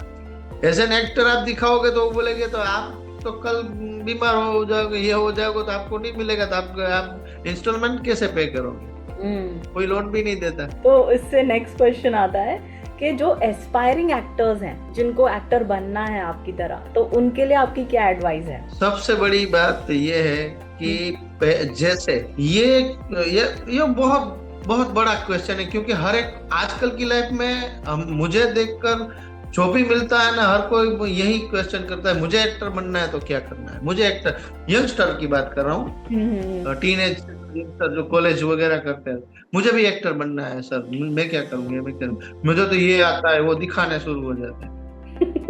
परफेक्टली ये बोलता हूँ, अगर आपके पास एक्टिंग स्किल है, अगर आप एक्टर है, फिर भी अगर आपकी एज है, थोड़ी बहुत है, या कोई भी एज के हो, पर्टिकुलरली उसका पहले अभ्यास करो, उसको पढ़ो। एक्टिंग सेक्टर मैंने करने के बाद, मैं 2-3 साल पहले मेरे एक फ्रेंड ने बाबा साहेब आम्बेडकर यूनिवर्सिटी का एक सर्टिफाइड एक्टिंग का कोर्स था 6 मंथ का, वो मैंने किया। वो करने के बाद मुझे पता चला कि अभी तो मैं कहीं नहीं, अभी तो थोड़ा बहुत हूँ, अभी तो बहुत मंजिल का तक जाना बाकी है। ये इतना समझ रहे हो, इतना नहीं है। अब आज से मैं एक्टिंग करना शुरू कर दूं, मैं अच्छा एक्टर हूँ, मैं इंस्टाग्राम उसमें अच्छी एक्टिंग कर लेता हूँ, कल से मैं कई फिल्मों में वगैरह में, हम तो सर कितने ऑडिशन देते हैं लेकिन पास ही नहीं होते। अगर पास होते हैं तो भी इतना काम मिलता नहीं है, कि क्यों ऐसा होता है? इसीलिए कि आप सपोज के किसी से भी पूछ लो आपको कौन से, सपोज मैं आपसे पूछ लेता हूँ, बुरा मत मानना, आपने क्या एजुकेशन में क्या किया हुआ है? मैंने masters in computer science and मैंने मास्टर्स इन एजुकेशन किया हुआ है। आपने कंप्यूटर साइंस में किया है, तो स्टडी के कितने, आपने जीवन के कितने साल आपने स्टडी में बिताए? मैं तो अभी भी पढ़ रही हूँ, तो आई थिंक सपोज कोई भी कंप्यूटर साइंस में ग्रेजुएशन करता है तो 3 साल यस 3 कॉलेज, हाँ, और 12 साल उन्होंने पहले से जो छोटा बड़ा किया हुआ, तो 15 साल की हो। आप एटलीस्ट एक या 2 साल एक्टिंग सेक्टर का पहले पढ़ो तो सही। और फिर भी जो ग्रेजुएशन करके जो लोग निकलते हैं, वो जैसे जज से जाता है तो वैसे क्या, जज से दूसरे दिन उसको तीसरे दिन जॉब मिल जाती, कई लोगों को मिल जाती है, लेकिन दूसरे तीसरे दिन के स्टार्टिंग में 50-60 हजार 70 हजार ऐसे सैलरी मिलती है। नहीं, स्टार्टिंग में सैलरी लो ही होती है। आपकी एजुकेशन के हिसाब से मैं बोल रहा हूँ। कई एजुकेशन का फर्मा ऐसा है कि जो वो डिग्री लेके अगर जाएंगे तो उसको सैलरी मिले, मगर आपकी एबिलिटी के हिसाब से आपको शुरुआत में सैलरी मिलेगी, बाद में धीरे धीरे आपके एक्सपीरियंस के हिसाब से आपको वो इंक्रीज होगा।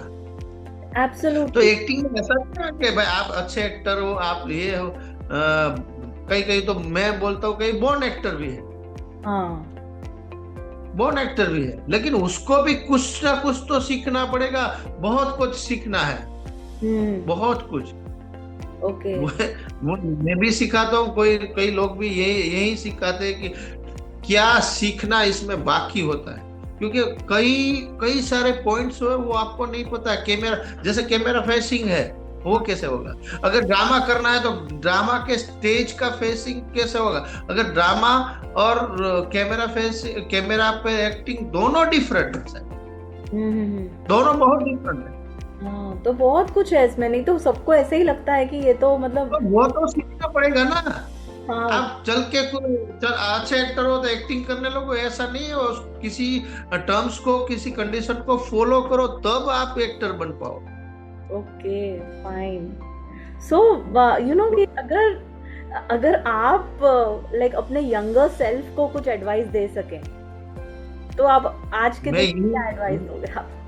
मैं यंगस्टर को यही वो बोलना चाहता हूँ कि अगर आपको, आप में पोटेंशियल है तो गवर्नमेंट में किसी भी जगह होता है तो उसका वगैरह का कोर्स कीजिए। आप वहाँ उसमें जाइए, या कोई आप 10-15 दिन का 1-2-3 वर्कशॉप से चेंज आएगा, लेकिन इतना वास्ट चेंज नहीं आएगा।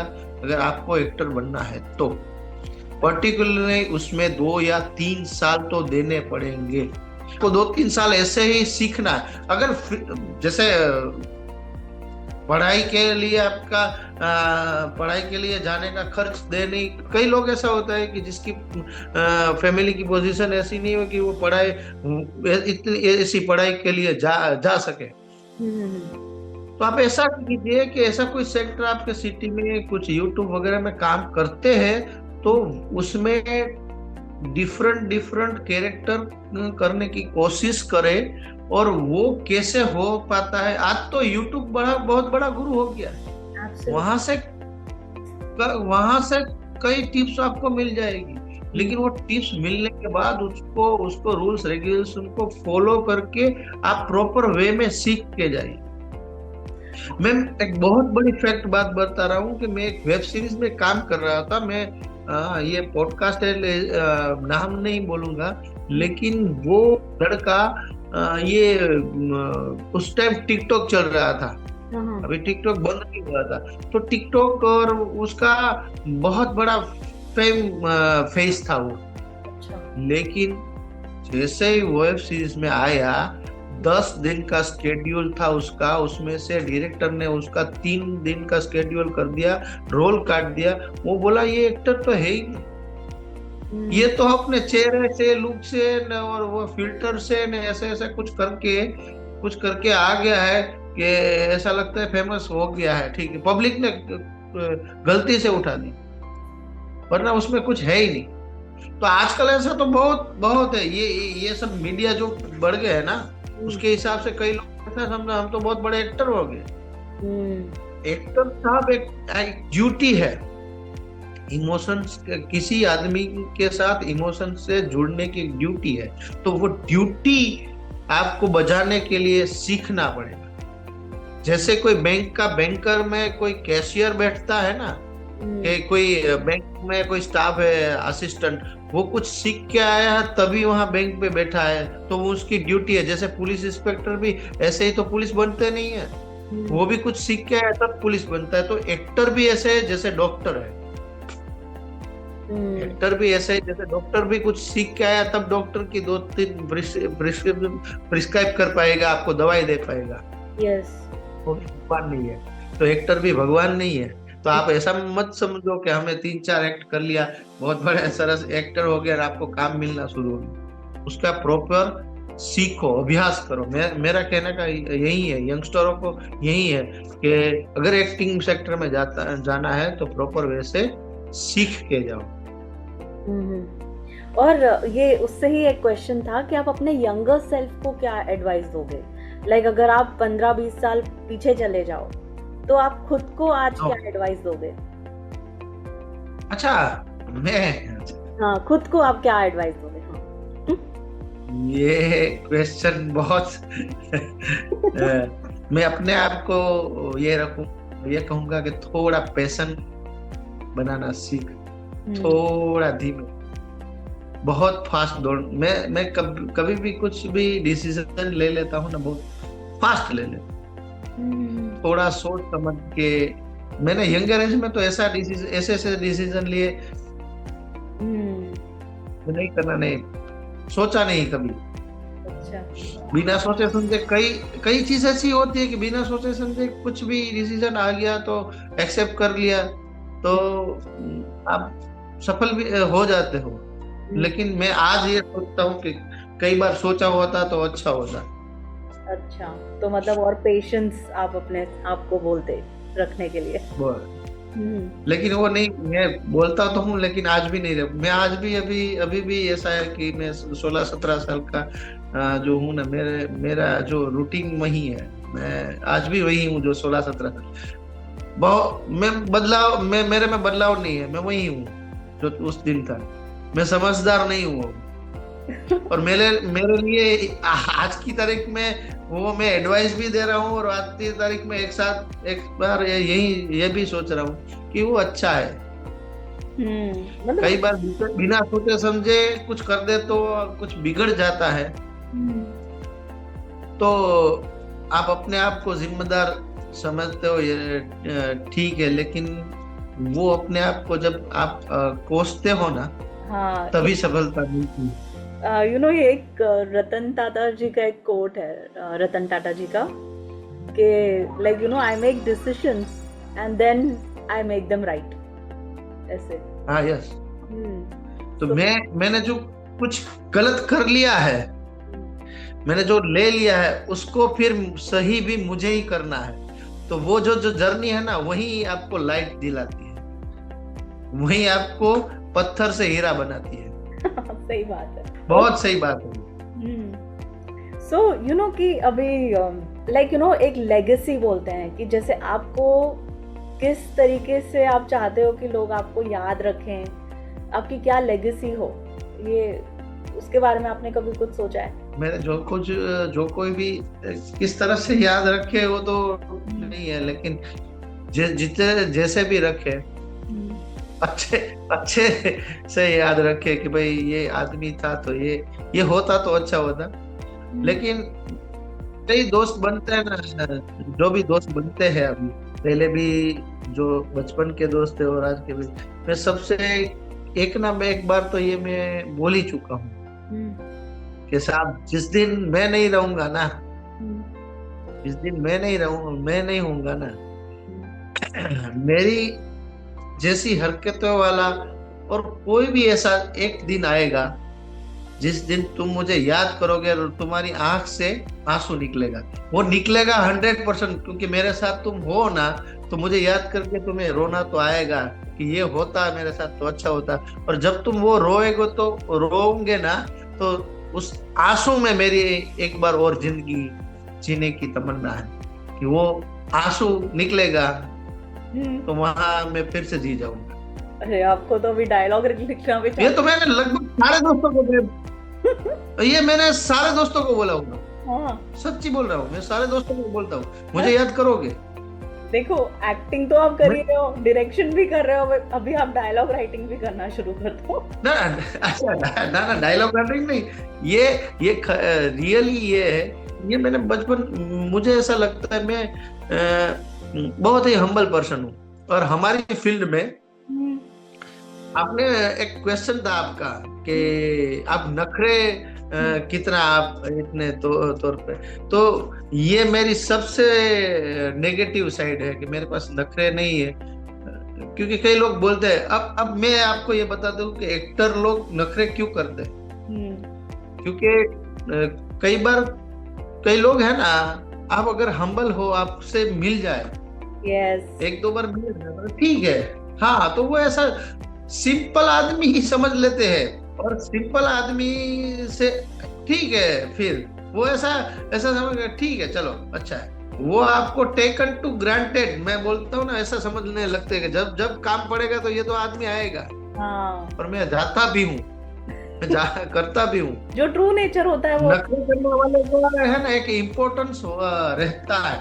कई नखरे करते हैं तो अरे, इम्पोर्टेंस से ज्यादा उसके डर रहता है सामने वाले को कि अगर कुछ ना छोटा बहुत गलत हो गया ना, तो ये चला जाएगा, ये बुरा मान जाएगा, ये हो जाएगा, ये तो फिर हमारा ये काम नहीं होगा। और मैं ऐसा हम्बल हूँ कि भाई आप जैसे भी कहो, मैं आपके साथ कन्वीनियंट हूँ, मैं कर लूंगा, ये यस ओके यस या तो वो समझते हैं कि ये तो बहुत सिंपल है, तो जब भी होगा ठीक है, चलो, ये गुस्सा नहीं करेंगे। लेकिन वो चीज मेरे लिए प्लस ऐसे है कि उसके हिसाब से मैं इतना हम्बल हूँ, तो मेरे रिलेशन इतने हैं कि मैं जब भी गिरने वाला होता हूँ तो ऐसा होता है कि हर कोई आपकी मदद नहीं कर सकता हर टाइम।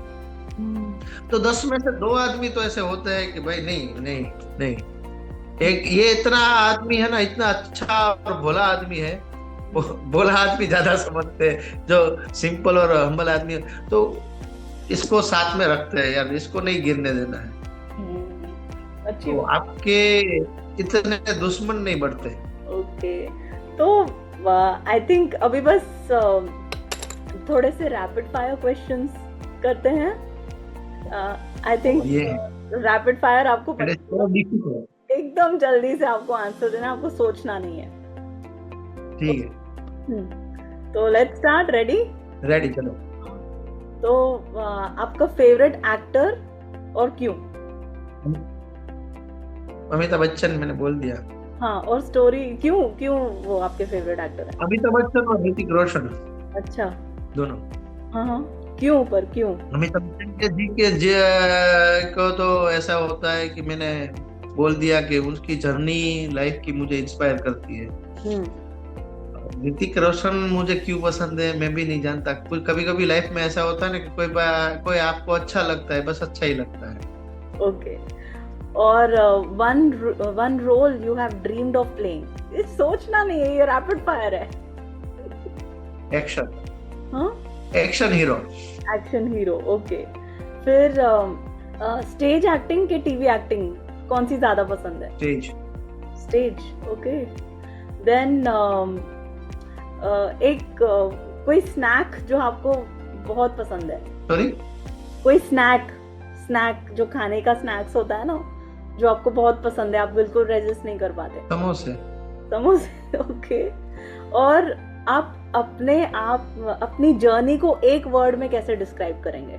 आपकी जो पूरी जर्नी आप Acting। उसको एक वर्ड में कैसे डिस्क्राइब करेंगे? हाँ, acting. Acting, okay, fine. So एक वर्ड में एक्टिंग होगा और एक लाइन में बोलूं तो acting is bigger than life. okay, good. So fine, that ends the podcast and it was wonderful having you. आपकी जर्नी सुन के आई एम श्योर बहुत लोग इंस्पायर होंगे, मैं भी बहुत इंस्पायर हुई हूँ। सो चलो then, I am just waiting कि जल्द से जल्द ये पॉडकास्ट अभी यूट्यूब पे पब्लिश हो जाए। Okay, okay, thank you. Thank you. चलो, thank you. Bye bye. Bye.